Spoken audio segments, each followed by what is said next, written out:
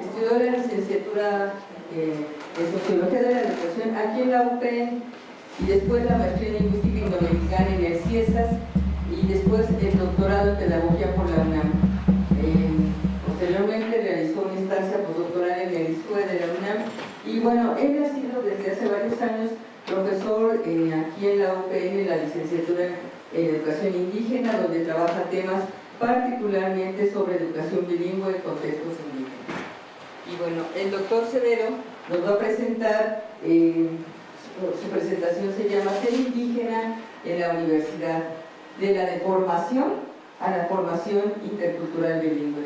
Muchísimas gracias a las organizadoras del seminario, que es un seminario muy importante ya en la universidad. Les agradezco mucho su invitación y quiero compartirles una reflexión que inicié desde hace rato, pero que de repente tiene una serie de, no de complicaciones, sino de cosas que tienen que ver con nuestro quehacer aquí en la universidad y que siempre eso causa algunas dificultades, incluso en el propio análisis.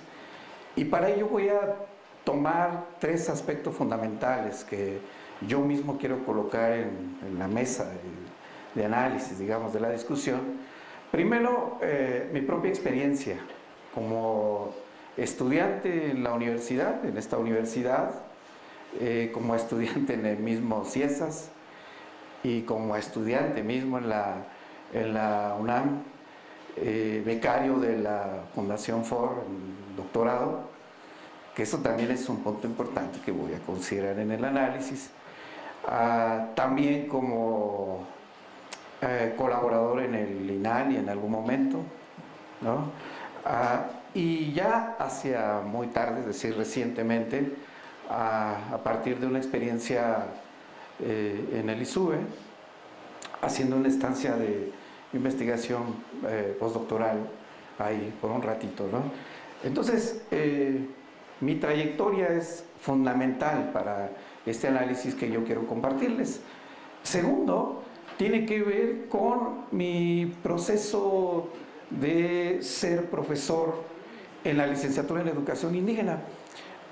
Llevo relativamente poco tiempo en la universidad, pero tiene que ver con esa interacción cotidiana con los estudiantes de la misma licenciatura, compañeros indígenas de la misma licenciatura, compañeros profesores de la misma licenciatura, y ahí recupero varias cosas, e incluso provocando un poco hacer esta reflexión con los compañeros indígenas, no solo en el aula, sino también fuera del aula, incluso en sus propias comunidades, ¿no?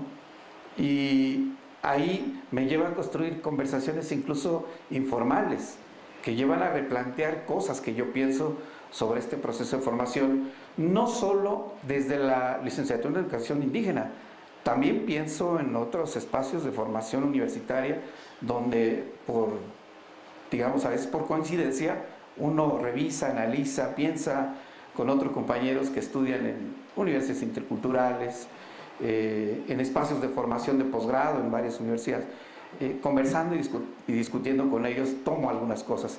Y la tercera tiene que ver con esta parte de tratar de situar conceptos que tratan de provocar la reflexión a los propios estudiantes. A veces lanzándole preguntas directas, ¿no? En una clase recién yo le decía, pues en la clase primera de semestre yo les decía, pues en realidad solo para provocarles, porque en realidad luego eso les causa un poco de problema, diciéndoles no me digan su nombre porque son es irrelevante para mí. Lo que es importante es que me digan, pues, ¿quiénes son ustedes? Y se quedan pues, ¿cómo que quién soy yo? Sí, ¿quiénes son ustedes? Y hago una primera ronda de preguntas sobre la misma pregunta, vaya la redundancia, y nadie quiere dejar su nombre. Todos sitúan primero el nombre, porque pues ese es un ejercicio que se hace desde primer grado de primaria, ¿no? Incluso con base en el nombre aprenden a leer y a escribir un poco, ¿no? Pero no quiere dejar el nombre. Tampoco quieren decir quiénes son. Un poco para saber pues, de dónde vienes, quién eres tú, ¿no? Incluso en mi resumen curricular yo dije, pues yo soy ñaño y hablo la lengua ñaño, que no es lo mismo ser ñaño que ser hablante de la lengua ñaño. Hay ciertas diferencias ahí que habría que entender. Entonces, bueno, esas tres cosas son las cosas que yo tomé para hacer esta reflexión. Así que en la primera diapositiva, más bien en la segunda, tomo un dato solo, de que incluso la jornada lo publica, ¿no? Nada más lo tomo así. La foto pues, es tomada en internet, ni siquiera es una foto de aquí mismo, de la licenciatura, donde se plantea que solo el 1% de los indígenas pues llega a la universidad, la cual estoy pensando en que según los datos del INEGI, pues por lo menos tomo ese parámetro de 10 millones si son 10 millones de hablantes que se identifican como indígenas. No significa que sean hablantes de lenguas indígenas. Hablantes de lenguas indígenas seguro es menor, se reduce más o menos a por ahí del 30%. Entonces estamos hablando de un 70% por ahí. Pero pues esto mismo ya representa un problema. Entonces estamos hablando que el primer dato es qué cosa ocurre para que no entren tantos compañeros indígenas a las universidades. Seguro va a incrementar un poco porque hay ahora universidades tecnológicas, universidades interculturales, normales interculturales en las regiones indígenas, pero aún así el dato sigue siendo muy chiquito. En la siguiente diapositiva, ahí empiezo a preguntar y a tratar de situar esta idea del ser indígena. Y tomo ahí algunos conceptos que solo me ayudan a pensar. El concepto mismo de ser indígena, pues bueno, nos hace reflexionar sobre el concepto de identidad, que en sí mismo no es un concepto pues unívoco, ¿no? Tampoco es tan relativo, pero a veces llega uno a confundir, ¿no? Y si uno se carga mucho hacia la objetividad del mismo concepto, pues entonces pues se inclina hacia un concepto que señala tipo de cosas. Pero aquí hay un dato importante, que incluso el compañero ya lo decía, ¿no? El sentir pensar que no está fuera de, sino está dentro de. La idea del yo soy no resuelve el problema de la identidad en sí misma, porque si no, entonces nos coloca en una contradicción del propio concepto. El concepto es constitutivo.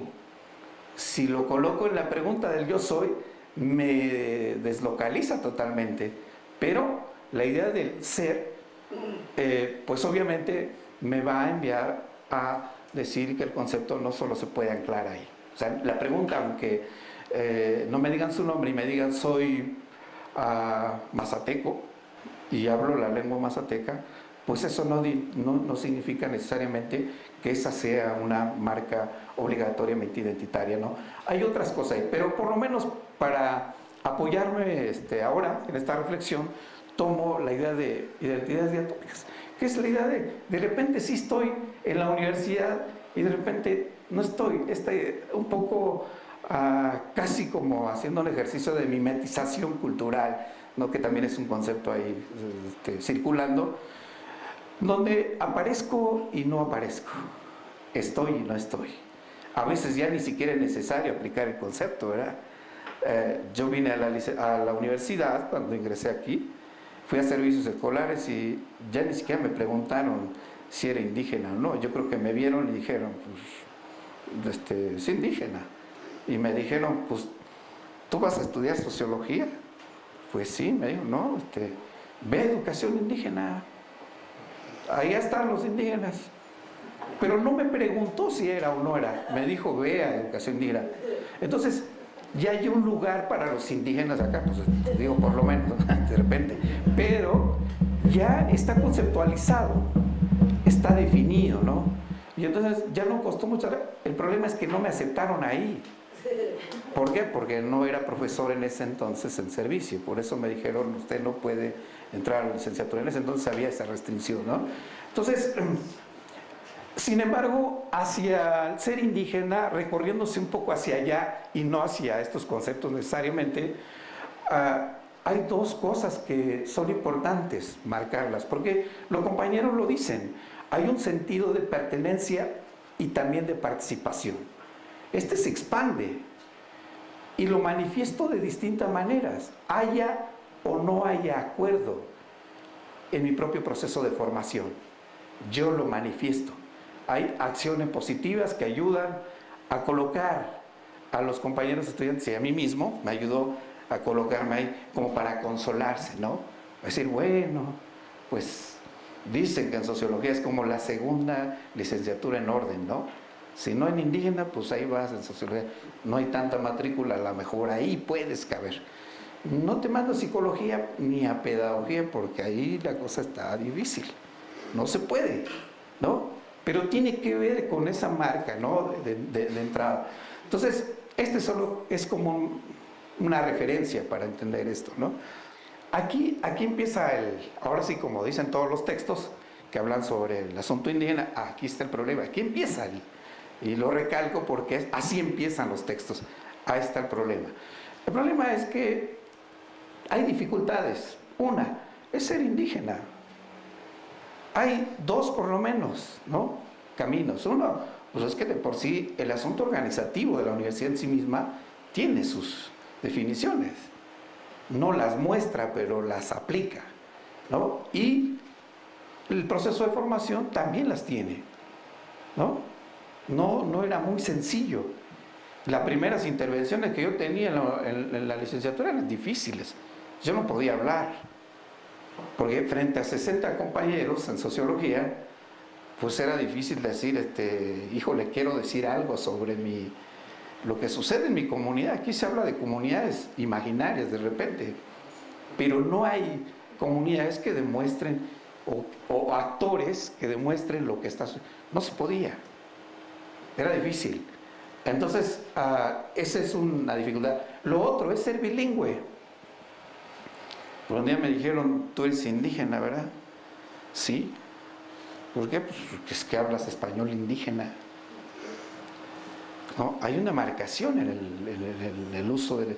Te falta la S, te falta la N, te falta el plural, te falta...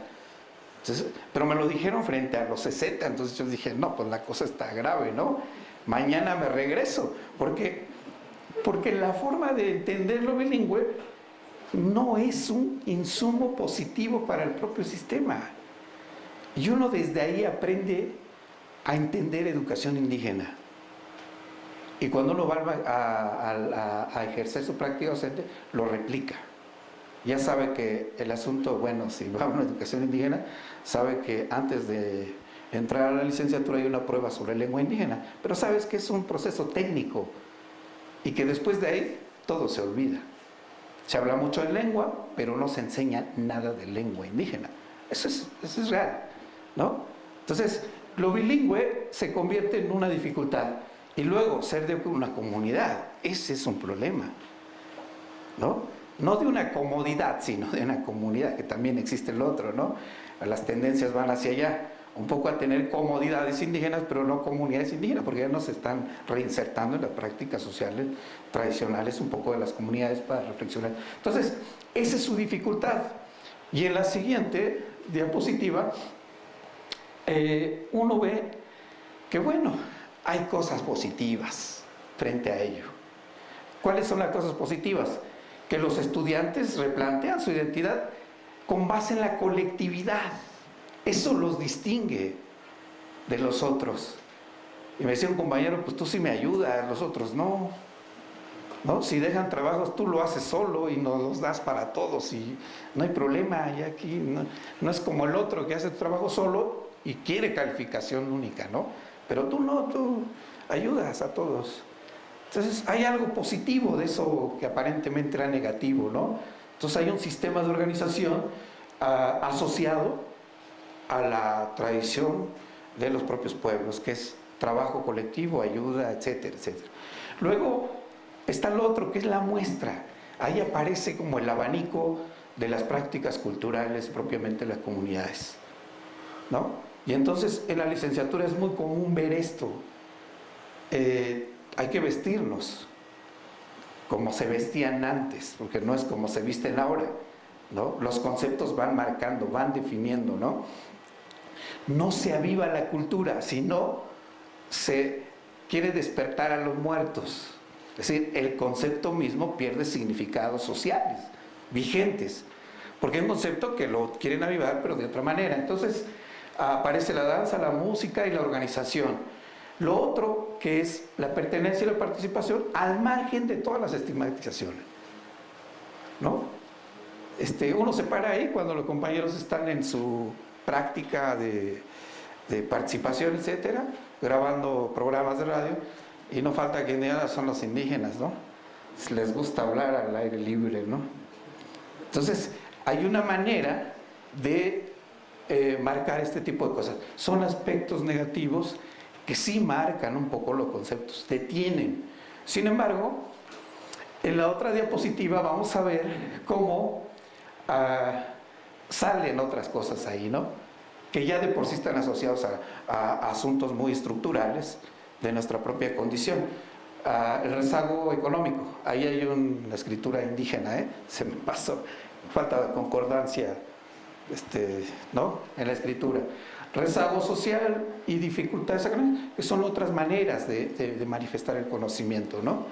Pero estas aparentemente no afectan, pero están muy cimentadas en la práctica de la docencia misma. Tuve que exponer a Marx teoría económica, y mi maestra de economía me dijo, ¿no tienes el libro? No, yo leí la biblioteca, no tengo el libro. No, está... Y así me dijo textualmente, esta universidad es para los que tienen y pueden venir a estudiar. Pues si no tienes, pues no puedes venir, ¿no? Pero en esa palabra, yo no podía decir nada porque era uno contra todo el resto. Y de repente en la educación indígena uno dice, ¿qué dijo el profesor? Que si no tienes dinero, no, pues ahorita mismo organizamos el meeting y nos paramos en la coordinación, porque se usa, ¿no? La condición está positivamente. Es un sistema colectivo a través de la organización que llega, ¿no? Entonces, puede, ¿no? En educación indígena, en sociología está difícil el asunto. Aquí viene lo duro de repente, que nos hemos enfrentado constantemente con esta dificultad, incluso en los últimos grupos que se tienen en la licenciatura, pues a eso yo le llamo de formación académica. Son las primeras marcas que se establecen en la universidad para marcar lo malo que ha sido el sistema educativo contigo o tú mismo. Entonces, esto se marca, esa es la deformación que se marca en un principio, ¿no? ¿Qué objetivo tiene el estudiante? Pues quizás era esta práctica de decolonización académica, que es el poder entrarle para poder desestructurar los conceptos mismos. El problema es que nuestro punto de llegada está grave. Ahorita explico un poco a ver si me doy a entender, pero nuestro origen ya está difícil, ya está complicado. Recién mi asesor de la licenciatura me reveló algo que dije, bueno, pues tengo más argumentos para decir más todavía, ¿no? Me dice, oye, pues debo decirte que, híjole, que eras un problema en sociología, ¿no? Dije, ¿pero por qué? Bueno, eres honesto, eso me agrada, porque por lo menos voy a saber por qué, ¿no? Es que, de veras, una maestra me dijo, este estudiante es problema, y ahí te lo dejo. Tú hablas de interculturalidad, seguro tú lo entiendes, pues, ¿no? Pero nosotros no vamos a poder con él. así literalmente, no vamos a poder con él. Entonces, seguro saben varios compañeros, profesores de aquí del área, que llegué a educación indígena. Me mandaron de allá para acá, crucé el puente y me dijeron, del otro lado están los indígenas, allá cabes, allá puesta. Y eso hice, me acerqué a varios profesores que están aquí, que fueron mis lectores de tesis, y tuve que venirles a decir, oiga, nadie me quiere leer del otro lado, nadie quiere entender lo que estoy planteando. ¿Y sabe qué estoy analizando? El impacto que tiene el concepto de interculturalidad en las escuelas indígenas. Entonces, como me dijeron, pues tú quieres hablar con indígenas, pues ve a hablar con... Me dieron la dirección porque no sabía dónde estaba, ¿no? Era cruzando el puente. Pero el asunto es que estas marcas, digamos, como de formación, porque no estamos hablando del proceso formativo, ¿no? Estamos hablando de la deformación, son bastante, de repente, fuertes, para decirlo en otra palabra más. Y en la siguiente diapositiva, estas son básicas, ¿eh? Ya lo otro, pues ya son percepciones, también hay percepciones, ¿no? Estas son como muy tradicionales, son indígenas, no siempre es así, pero son percepciones construidas, ¿no? Socialmente, no siempre se construyen así. Ya decían, no, pues no siempre son pobres, también son, también hay cacicazgo, también hay otra cosa, ¿no? Entonces, no hablan correctamente el español. Y lo último, que ahí, yo no sé, de repente uno lo reflexiona, pero dice, ¿será que la interculturalidad es como el concepto al que nos ayuda a pensar por qué es cultural y por qué no es cognitivo? ¿Por qué no hay un intercambio cognitivo? ¿Por qué tiene que ser solo? Si lo cultural aglutina lo cognitivo. Porque en América Latina hay una tradición que lo cultural está asociado a lo cognitivo. Entonces, la asociación directa era, eres indígena, sinónimo a no sabes, ¿no? Está un poco así. Tampoco es así de vamos a intercambiar un poco, no solo culturalmente, sino también quizá con elementos importantes que puedas discutir. Digo, son cosas que yo les decía, no es tan fácil pensarlos así, pero bueno, es para reflexionar, ¿no?, sobre ello. Y en la otra diapositiva, fíjense que ahí hay cosas que luego se hacen. Esto lo recopilé de compañeros estudiantes, ¿eh? Es cosas que yo vi con ellos y me dicen, ¿y saben quiénes son los que de repente más datos pueden otorgar? No son necesariamente los compañeros que están en esta condición, sino son los compañeros que ahora la licenciatura crece de otra manera. Hay menos hablantes de lenguas indígenas y hay más monolingües en español, la cual, bueno, es la condición dinámica de la licenciatura. Sin embargo, ellos te dan como más datos, te dicen más cómo se está practicando todo esto, cómo están viviendo con ellos este proceso de formación. Ellos dicen, bueno, pues nos dividen, nos dicen, aquí los que saben escribir mejor, estos los que, claro, con base en un diagnóstico, no es así de, es que eres indígena y ya te, no, pero existe este tipo de divisiones que crean, obviamente ya de entrada, pues dificultades, ¿no? Entonces, en el 2, por ejemplo, pues ellos mismos lo dicen. Incluso en el CIESAR lo decíamos mucho. Somos informantes calificados de repente, ¿no?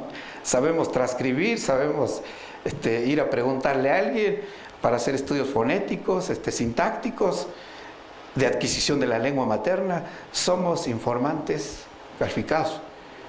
Nuestros maestros eran hablantes, porque varios de ellos saben hablar la lengua indígena.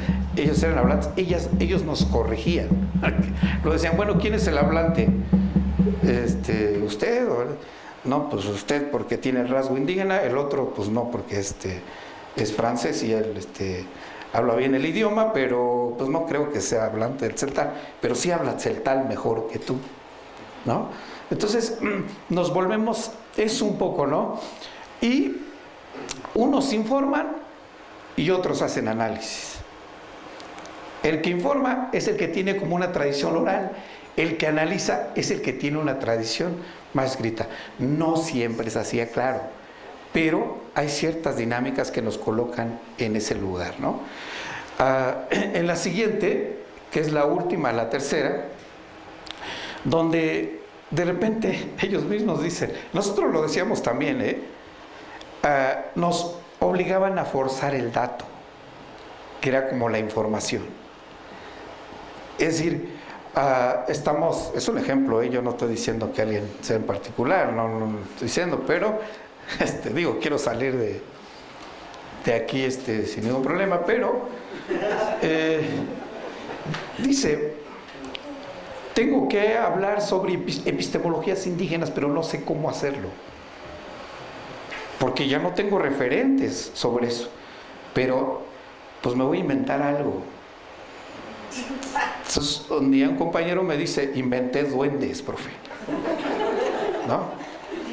Los inventé porque estoy hablando sobre epistemología y lo inventé y lo creyó, ¿no? Pero ¿por qué lo creyó? Porque hay, sabe que en el contexto indígena hay duendes y no le agregué, profe, porque te iba a decir que había brujas también. Pero pensé que eso lo ves en donde sea, no solo en la comunidad indígena, pero tengo que aumentar eso, ¿no? Entonces, hay como una especie de esfuerzo por demostrar que sí vienes y que sí estás en esa condición. No siempre es así, pero esos son como los quiebres que se dan conceptualmente hablando. Bueno, en la siguiente...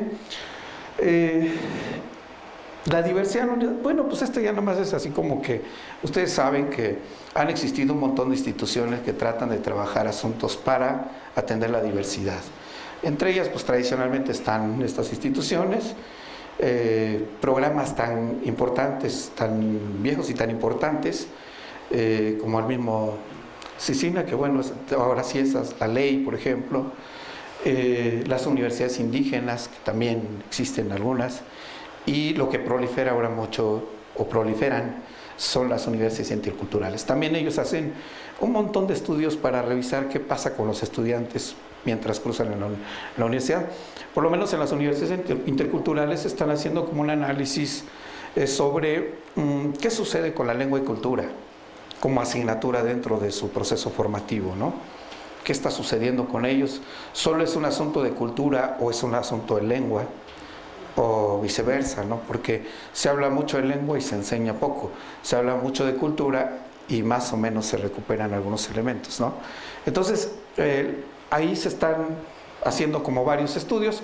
Hay varios compañeros pues, que están en posgrados, sobre todo en doctorados en ciencias sociales, haciendo esta revisión, ¿no?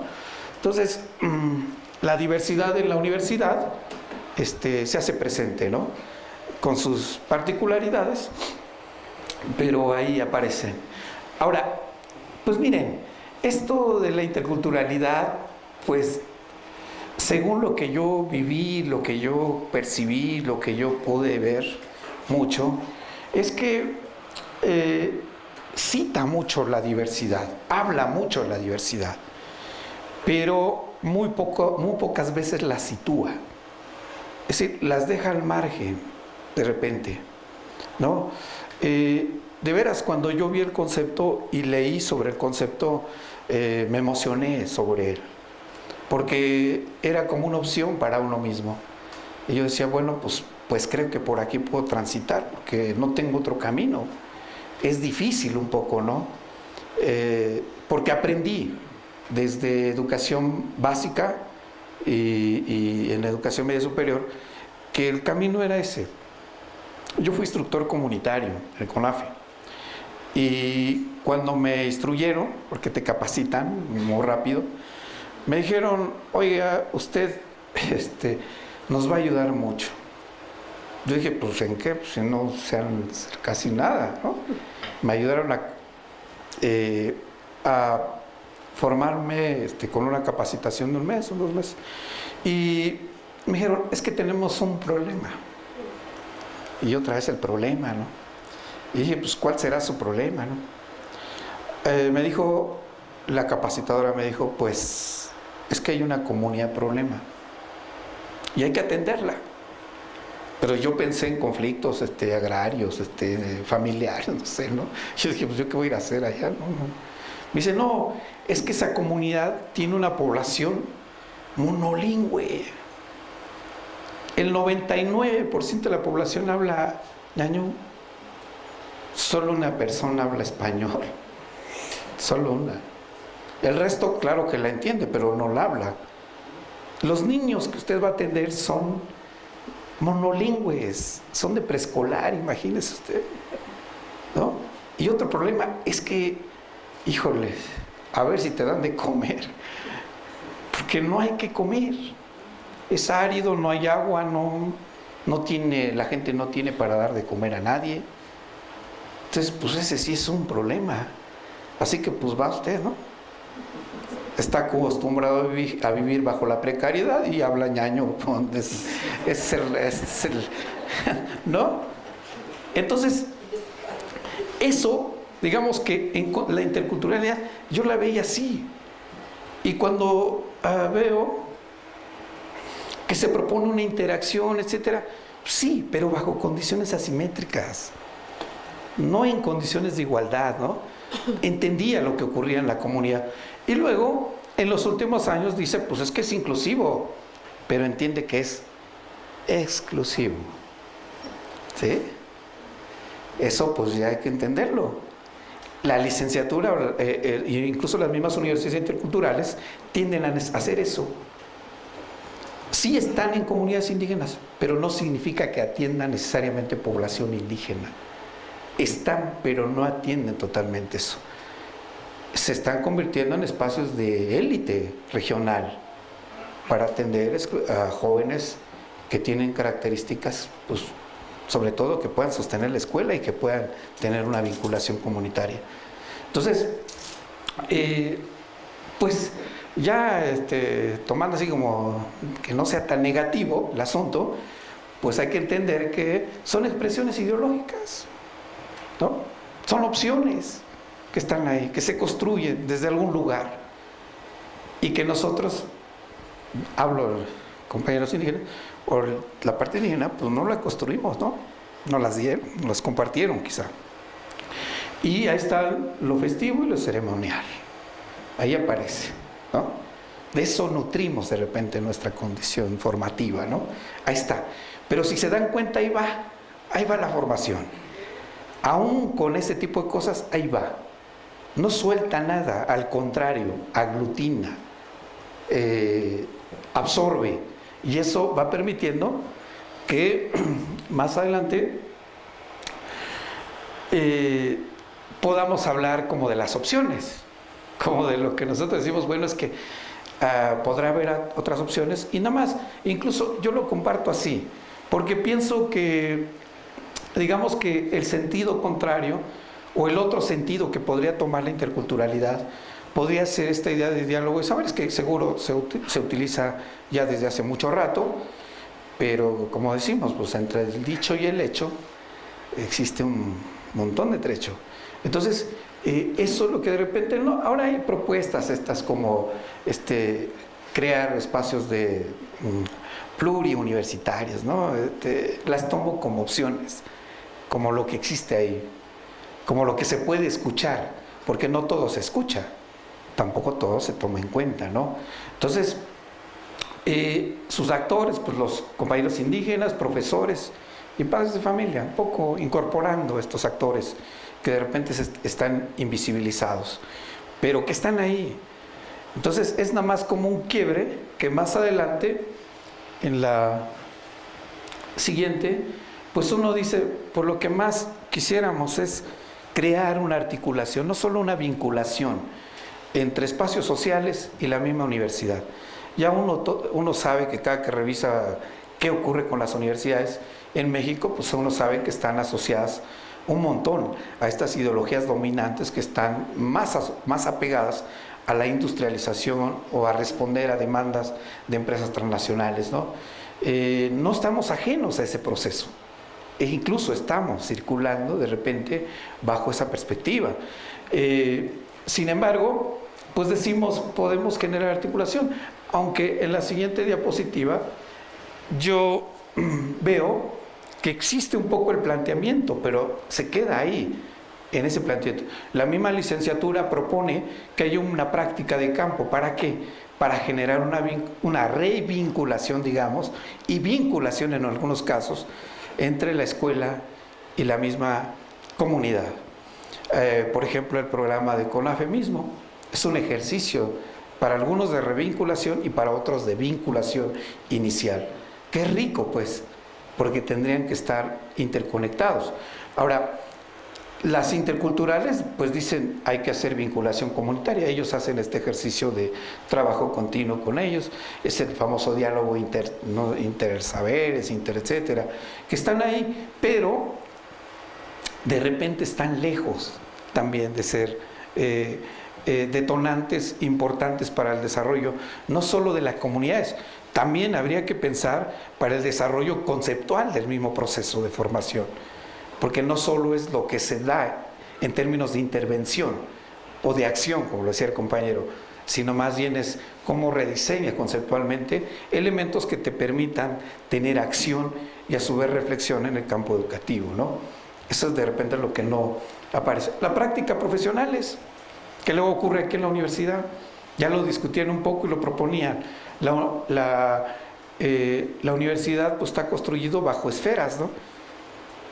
No hay límites como de articulación, sino hay límites de como una especie de frontera para saber cómo se trabaja el conocimiento en términos de temas sin que sean necesariamente transdisciplinarios, sino disciplinarios estrictamente hablando, ¿no? Entonces el área 2, pues el área 2 es el área 2, y ahí se habla de interculturalidad, y los de pedagogía, pues que hablen de pedagogía, o sea, es decir, está de alguna manera dividida, está separada. Entonces yo no tengo nada que hacer, porque pues eso cuesta, en pedagogía, porque me dirían que pues no. En el mismo sociología, un día me decían, oiga, ¿nos puedes ayudar a dar ahí un curso? No, pues no. Me dijeron que no pasó ¿no? Vas a dar derechos humanos o interculturalidad, pero como optativa, porque pues aunque hayas venido aquí, pues no hay. De cultura, no, aquí se habla de concepto de cultura y socialización y educación, pero desde otra perspectiva, no es desde la que ustedes piensan. Entonces, ustedes saben que ha sido difícil cruzar las puertas de la misma universidad en términos de las áreas, ¿no? ¿Por qué? Porque están construidos como segmentos separados, disciplinariamente, ¿no? Y no hay un ejercicio transdisciplinario. Y eso nos sucedió con un grupo de estudiantes cuando fuimos a campo. A alguien se le ocurrió invitarnos a un coloquio sobre prácticas profesionales de los compañeros de pedagogía y fue un error para ellos, porque cuando entramos con los compañeros estudiantes, porque se hablan de identidad, pero la identidad maya pues es muy fácil, están en la Riviera, pero si hacían presentaciones, digamos, en términos del lenguaje de los compañeros, es buena presentación. No, ¿a poco hay indígenas aquí? Sí, son de la licenciatura de educación indígena. No, pues no sabíamos. Estamos en 8º semestre, pues no sabíamos porque no pasamos al área 2, pues bueno, ni sabemos que existe, pues. Entonces, esa articulación universitaria que no tendría que estar disciplinariamente, pues nos afecta de alguna manera, porque como pensamos pedagogías comunitarias, por ejemplo, ¿no? Pues tendríamos que pensarlo junto con los compañeros quizá de pedagogía. ¿Cómo pensamos la lengua? Pues tendríamos que pensarla, ¿no? Un poco transdisciplinariamente, quizá, no disciplinariamente. Con esto yo cierro un poco, pero a ver si me di a entender. La idea es que está lo que parece como deformación, que son las cosas negativas, hay cosas positivas ahí, se van formando porque van entendiendo los conceptos, pero hacia el final, fíjense que termina uno con la formación intercultural bilingüe, pero aprendiendo los conceptos. Es decir, ¿las aprende para qué? Para ir al campo profesional y repetirlos, o los aprende o los revisa para revertir el asunto o para naturalizarlos. Porque haciendo una revisión así rápida, yo las anoto así, porque así me las dijeron varios compañeros estudiantes. Les dije, bueno, ¿y de toda la licenciatura usaste el concepto intercultural? Sí. ¿Y te la sabes? Sí. Y siempre dicen, pues es una interacción entre dos más culturas, y es asimétrica, ¿eh? Y la comprende. No, pues es que así la aprendí. Esa es como la formación, es decir, entender los conceptos. ¿Para qué? Para operarlos. Entonces, yo no veo, por lo menos en la revisión que yo hago con compañeros que ahora, por ejemplo, están en el ejercicio de la docencia en distintas regiones del país, por lo menos las de Hidalgo, que son las que conozco, y un poco en algunos estados como Querétaro igual, compañeros egresados de la licenciatura, les digo de repente, ¿y de qué modo está operando el concepto, por ejemplo, de educación bilingüe? Y dice, pues así como en la universidad operó. ¿Cómo?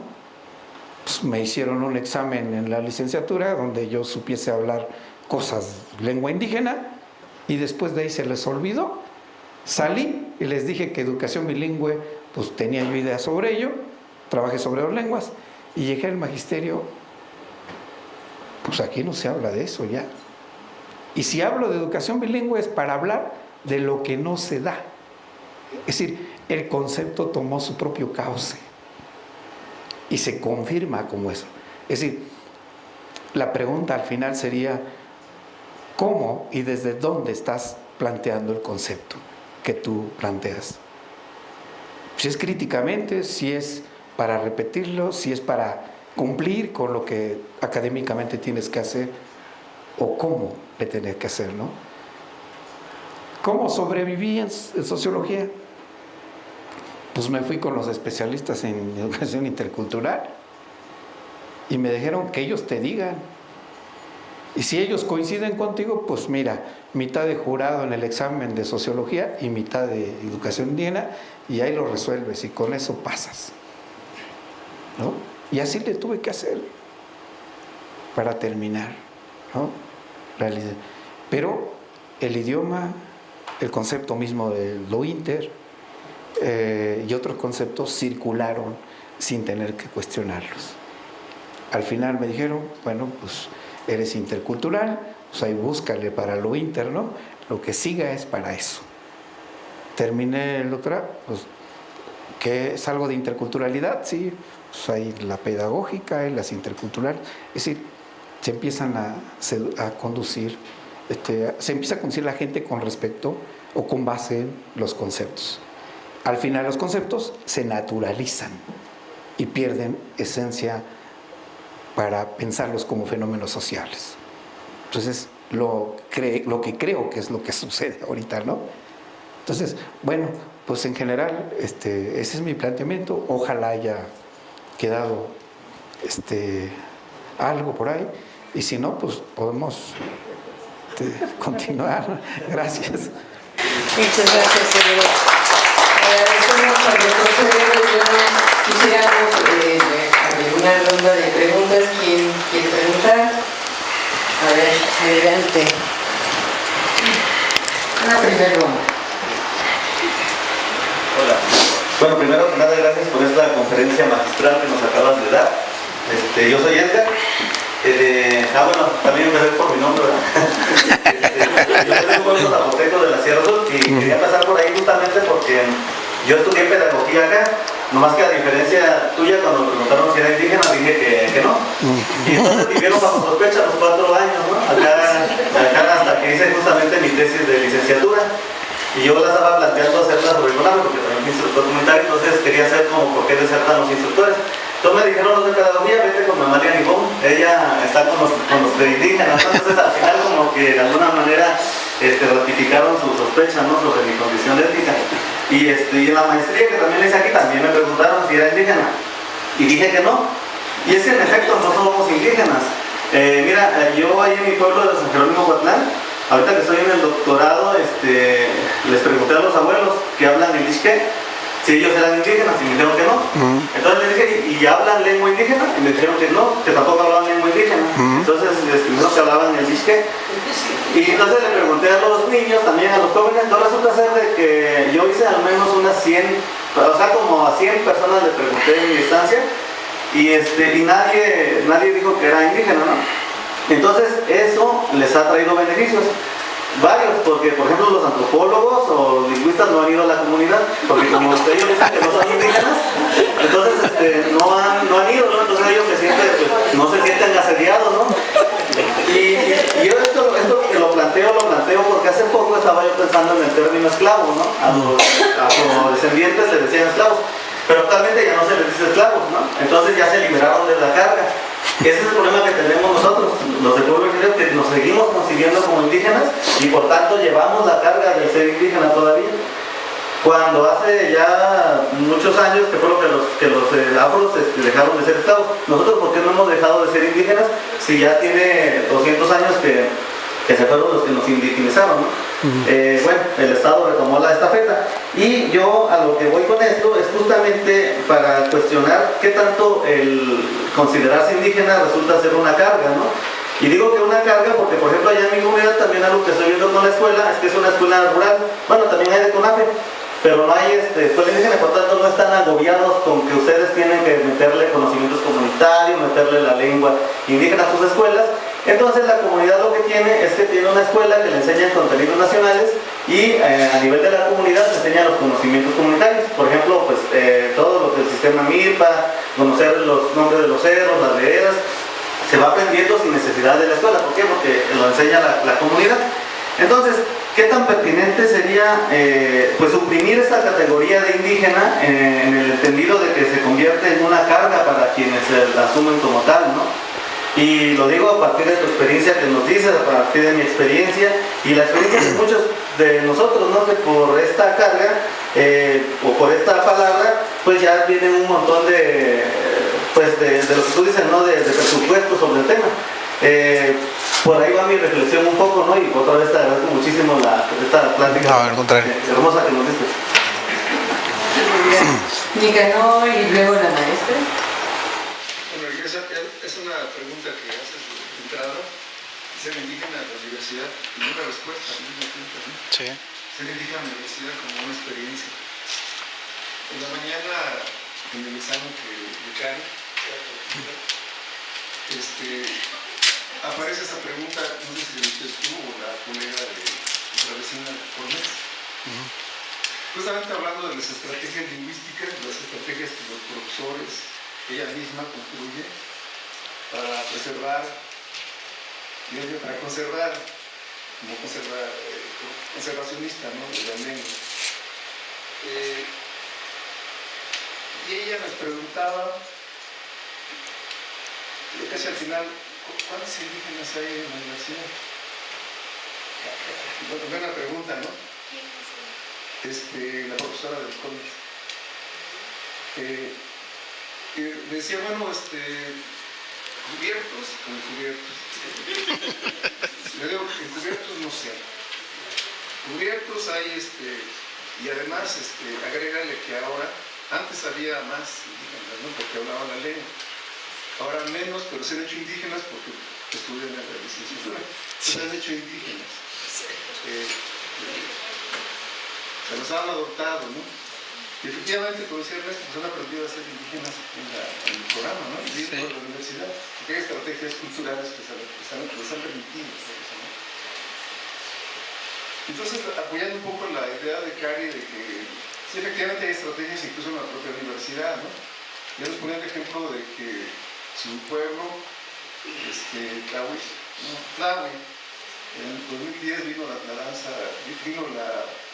Sinfónica del Tlahui, que iba a hacer en el Festival de la Semana Cultural, participó, y había un estudiante que era de Alotepec, que no sé cómo le hizo, trajo la banda, organizó gran festejo, ¿no? Y a los tarahumaras, a los ñañús, los vistió de níges, ¿no? De ayuk, los vistieron. Entonces, y todos bailaron igual como si fueran todos ayuk. Entonces es una forma de cómo hacerse indígena, participar de la educación indígena, ser indígena en la universidad. Incluso me acuerdo que hasta nuestra ilustre rectora que estaba de vestir ropas de la Quinta Avenida, ¿no? Las boutiques de la Quinta Avenida le hicieron también de ayuk, ¿no? Me acuerdo perfectamente bien de eso, ¿no? Entonces, ser indígena en la universidad es interesante, ¿no? Pero muy difícil, traumático incluso. Para los que están estudiando en la universidad, escriben como indígenas y que les cuesta mucho trabajo incorporarse, adquirir una identidad, aprender la identidad indígena, ¿no? Pero traumática con respecto a las otras licenciaturas, o sea, que son avasallantes, ¿no? O sea, para no decir, utilizar la palabra racistas. Y hubo un evento no hace mucho, un evento político, ¿no? Hubo denuncias de parte de los compañeros indígenas que estaban queriendo ocupar el consejo académico y que fueron agredidos utilizando esto, la agresión contra los indígenas, ¿no? Entonces, y en el consejo académico, pues lo que se hizo fue replicar todo eso, o sea, responder a ese tipo de agresiones que aparecían en las redes y que siguen apareciendo y que son muy alentadas por la universidad, ¿no? La universidad sigue siendo muy racista, ¿no? Festejamos lo indígena, pero está bien estructurada el concepto de raza, de racismo en esta universidad y que, bueno, yo creo que sí ha habido mucho avance, pero se acentúa cada vez más y cada vez más. Yo no sé de qué forma podemos ir, y yo creo que es responsabilidad nuestra también, de alguna manera, como profesores, ir desmontando sus discursos racistas que sí afectan a la formación de los estudiantes.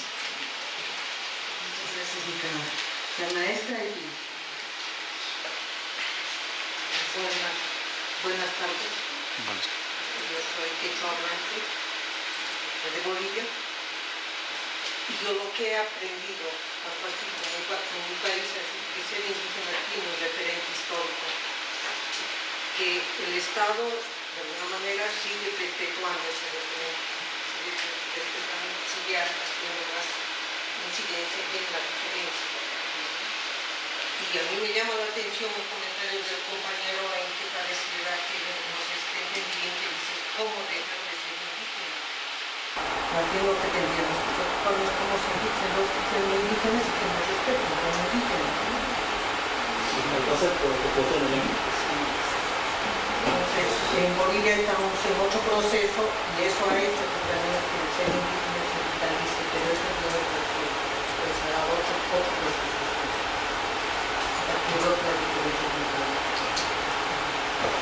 Muchas gracias. Bueno, dos cosas. Una, retomando un poco el libro aquí, Luis Enrique López habla, que bueno, nace cuando le retoma esto, y los autores, por supuesto, ¿no? Acerca de la importancia de la reafirmación.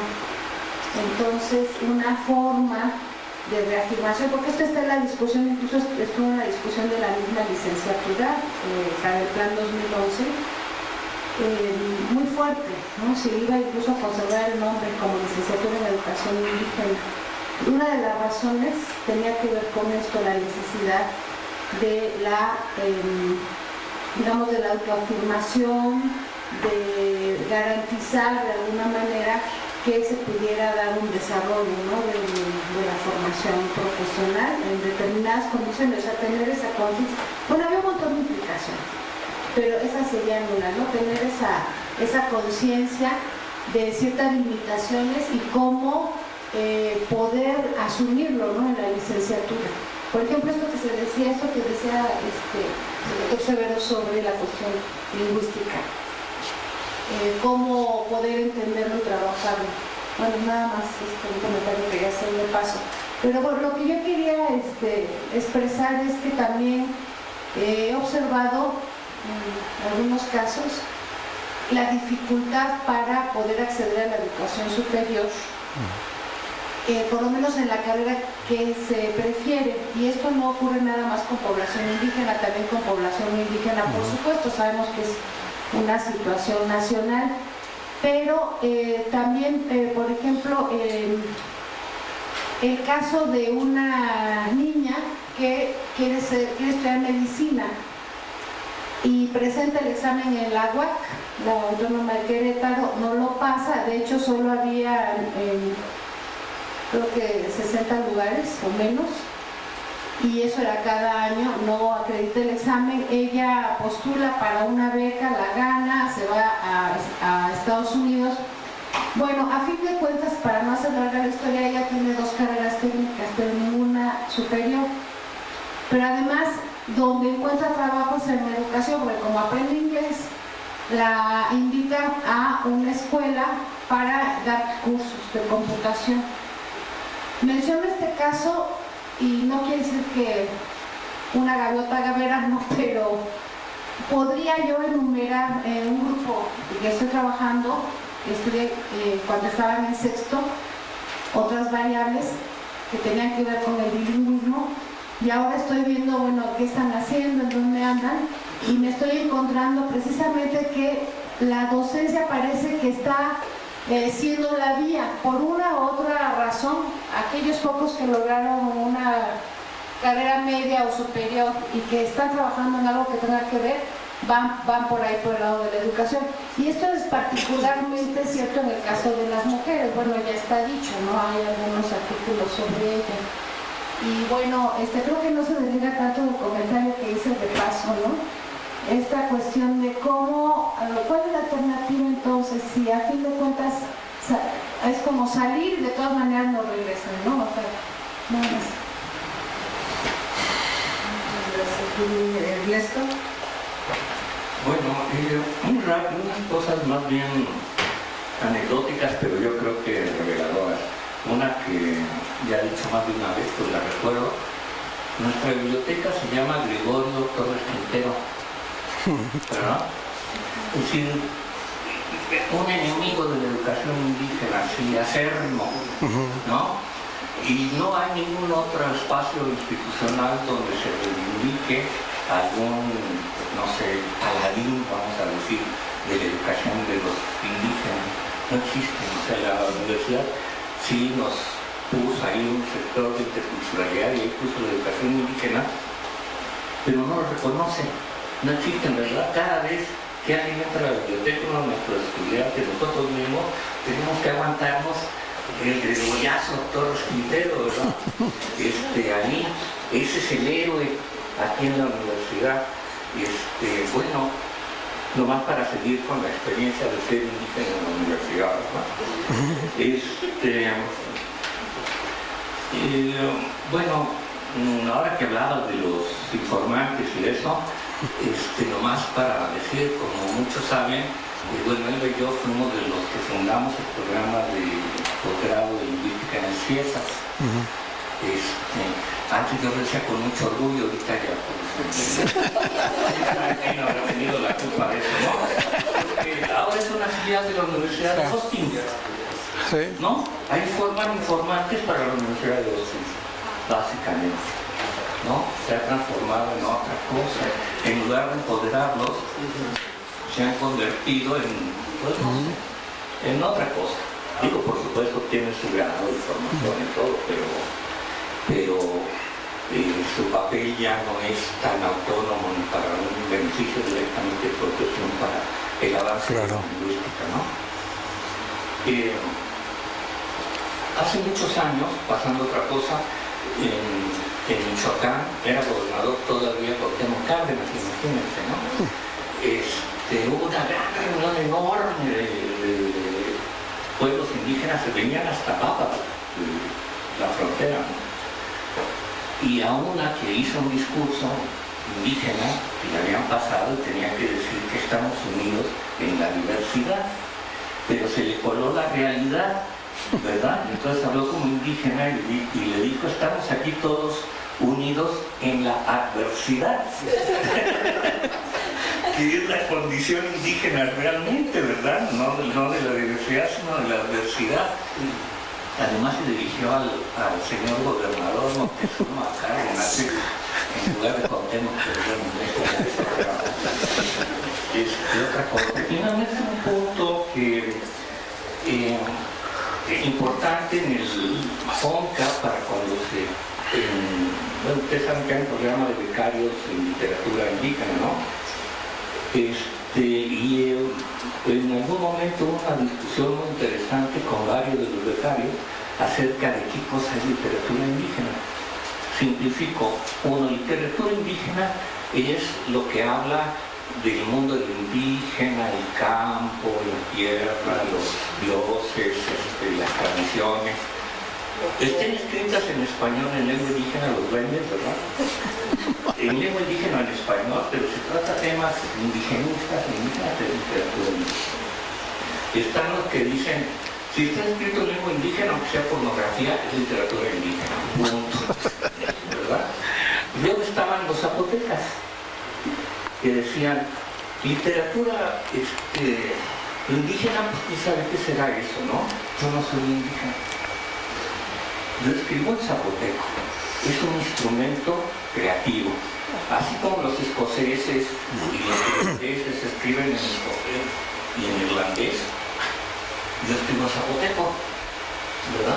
Y sencillamente es el medio a través del cual yo hago creación literaria. Pero eso a mí no me apunta en literatura indígena, ¿no? Yo soy literato en zapoteco. Interesante reflexión, ¿verdad? ¿Cuáles las implicaciones educativas para la planeación, incluso para la estructuración institucional de una visión de ese tipo? Yo creo que es importante.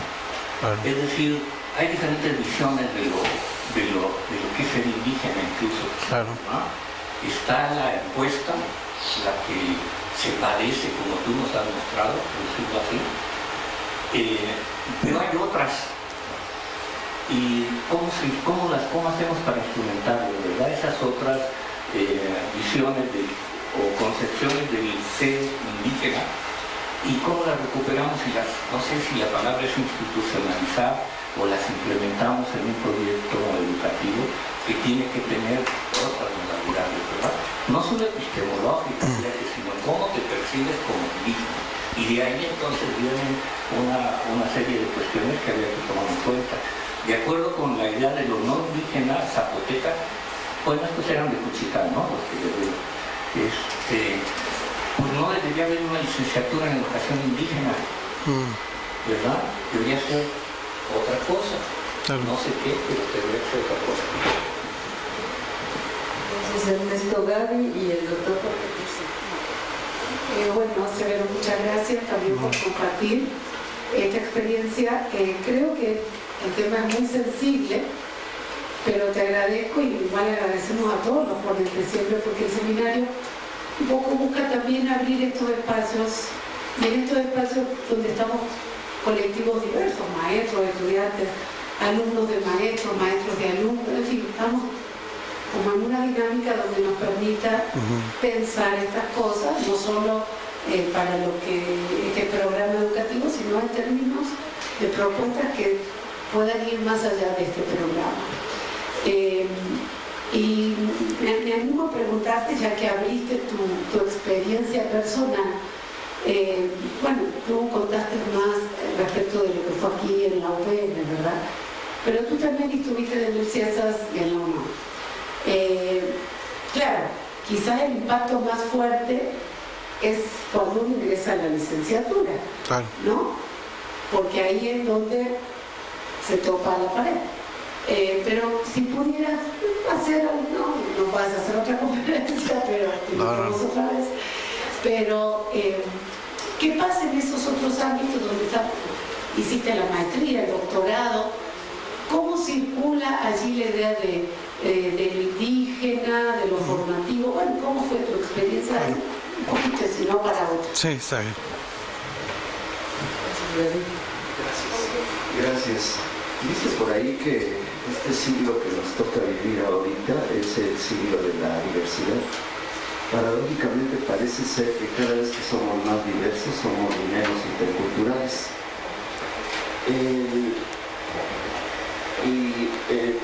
Parece ser que pasa lo mismo en la universidad, en particular tomando como punto de referencia tu charla. Sí. Y no quisiera forzar la realidad, pero sí no quisiera quedarme o que nos quedáramos con un panorama salpicado de injusticias y de desprecios, notas de racismo. Me gustaría preguntarte qué positivo arroja el vivir esa experiencia de formación aquí en la universidad. Seguramente debe de haber por ahí sus cosas positivas, y motivo de otra plática que sería ya como profesor. Pues bueno, como sea, no sé cómo, pero hiciste el trayecto de estudiante y ahora estás aquí como profesor. ¿Eso cambia un poquito la percepción? Vamos a pedirle a Severo que nos ayude a tener como una perspectiva de todas estas cuestionamientos. Bueno, está bien. Pues empiezo de aquí hacia atrás, ¿no? Sí cambia un montón, hay cosas positivas. O sea, y no quise como lanzar, no es tribunal, no lo pensé así, ¿no? No es un asunto siempre he tenido un poco de cuidado con eso, porque luego sí parece denuncia, ¿no? Incluso las tesis de repente parecen denuncia, ¿no? Por denuncia, ¿no? Lo que no se ha hecho, lo que no se ha hecho, lo que no se ha hecho y lo que se hizo, pero nada de lo que se puede hacer. O sea, no hay horizonte de repente. Y las cosas positivas que para mí siguen vigentes o están presentes ya como profesor es como privilegio de entender primero el asunto ñaño, lo que se vive ahí como concepto. Si uno habla de epistemologías, pues de repente digo, bueno, sí, lo critico, pero lo entiendo en el fondo, estoy comprendiendo. Si hablan de interculturalidad, no opera, pero entiendo cómo se pueden generar estas relaciones entre una más de 2 o 3 culturas. Como en la parte de formación profesional, siempre digo, bueno, pues me da oportunidad a compartir más cosas todavía, y en términos de que puedo dialogar de manera más cercana con los compañeros estudiantes. Esa es como una parte que pienso que es positiva dentro de todo mi proceso. De repente es muy difícil decir confirmar algo tan positivo, porque no, siempre seguimos bajo la misma mirada, ¿no? Yo tengo que decir que pues, soy profesor del área 2 y que soy, pasando el puente, que soy de la ley y que tengo que reafirmar que soy ñaño. Es como una forma de decir, pues estoy en el lugar donde, pues no sé si es el lugar donde tengo que estar, ¿no? Frente a los demás, que de por sí ya me dicen, pues sí, ahí quédate porque pues ahí es tu lugar. No vengas para acá, pues acá no cabes, ¿no? Es decir, hay aspectos que todavía no son muy difíciles de superar porque uno construye la identidad, pero hay niveles subjetivos importantes que operan mucho más fuerte, ¿no? Entonces, pienso que esas son las cosas positivas un poco, que puedo reivindicarme sin mucho problema en términos de reivindicación lingüística y cultural en mi propio espacio y en la propia universidad, ¿no? Hay una posibilidad de diálogo y si uno ve, por ejemplo, lo que nos compartía el compañero, pues bueno, dice, ¿cómo construimos la otra pedagogía, la otra pista? Le entiende uno, dice, sí sé por dónde podría ir, ¿no? Hay posibilidades para hacerlo, a diferencia de quien quizá no está convencido de que eso se puede hacer, ¿no? Pero para que eso se fortalezca en el área, por ejemplo en el área nuestra, pues necesitamos pues más equipo, más acompañamiento entre nosotros y sumando quizá más visiones que tengan que ver con esto cercano, ayudándonos a construir, lo voy a decir así, mejor el proceso de formación. Entonces, bueno, lo puedo dejar así. De cualquier manera, la experiencia ya más adelante, después de la licenciatura, tampoco es tan agradable. La cosa es que sigue siendo desconocido el asunto, ¿no? Llego en el CIESAS y efectivamente se transforma un poco esto, ¿no?